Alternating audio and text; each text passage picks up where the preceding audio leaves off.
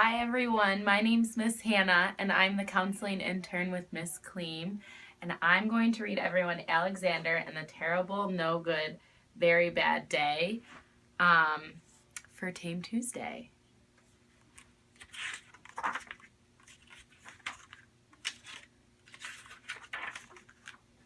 I went to sleep with gum in my mouth, and now there's gum in my hair. And when I got out of bed this morning, I tripped on the skateboard, and by mistake, I dropped my sweater in the sink while the water was running. And I could tell it was going to be a terrible, horrible, no good, very bad day. At breakfast, Anthony found a Corvette Stingray car kit in his breakfast cereal box, and Nick found a junior undercover agent code ring in his breakfast cereal box. But in my cereal box, all I found was breakfast cereal. I think I'll move to Australia. In the carpool, Mrs. Gibson let Becky have a seat by the window. Audrey and Elliot got seats by the window too. I said I was being scrunched. I said I was being smushed. I said, if I don't get a seat by the window, I'm going to be car sick. No one even answered. I could tell it was going to be a terrible, horrible, no good, very bad day. At school, Mrs. Dickens liked Paul's picture of a sailboat better than my picture of an invisible castle. At singing time, she said I sang too loud. At counting time, she said I left out 16. Who needs 16? I could tell it was going to be a terrible, horrible, no good, very bad day. I could tell because Paul said I wasn't his best friend anymore. He said Philip Parker was his best friend, and that Albert Mayo was his next best friend, and that I was only his third best friend. I hope you sit on a tack, I said to Paul.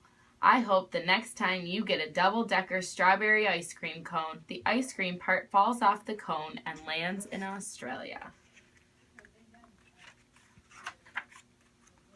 There were 2 cupcakes in Philip Parker's lunchbox.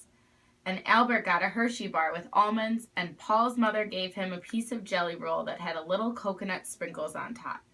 Guess whose mother forgot to put dessert in their lunchbox? It was a terrible, horrible, no good, very bad day.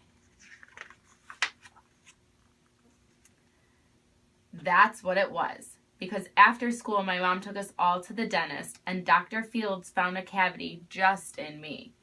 Come back next week and I'll fix it, said Dr. Fields. Next week, I said I'm going to Australia.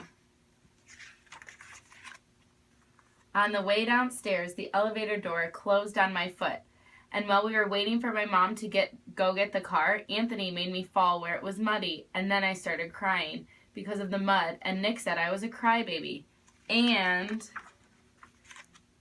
while I was punching Nick for saying crybaby, my mom came back with the car and scolded me for being muddy and for fighting.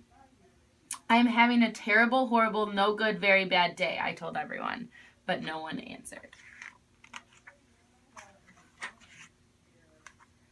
So then we went to the shoe store to buy some sneakers. Anthony chose white ones with blue stripes. Nick chose red ones with white stripes. I chose blue ones with red stripes. But then the shoe man said, we're all sold out. They made me buy plain old white ones. But they can't make me wear them. When we picked up my dad at his office, he said I couldn't play with his copying machine, but I forgot. He also said to watch out for the books on his desk, and that I was careful as I could be, except for my elbow. He said, don't fool around with his phone, but I think I called Australia. My dad said, please don't pick him up anymore. It was a terrible, horrible, no good, very bad day.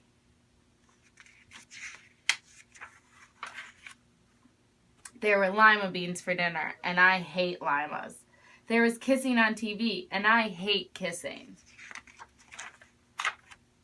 My bath was too hot, I got soap in my eyes, my marble went down the drain, and I had to wear my railroad train pajamas. I hate my railroad train pajamas. When I went to bed, Nick took the pillow. Nick took the pillow back that he said I could keep, and the Mickey Mouse nightlight burned out, and I bit my tongue. The cat wants to sleep with Anthony, not with me. It was a terrible, horrible, no good, very bad day. My mom says some days are just like that. Even in Australia. Thank you very much, Miss Hannah. Thank you. Have a good day.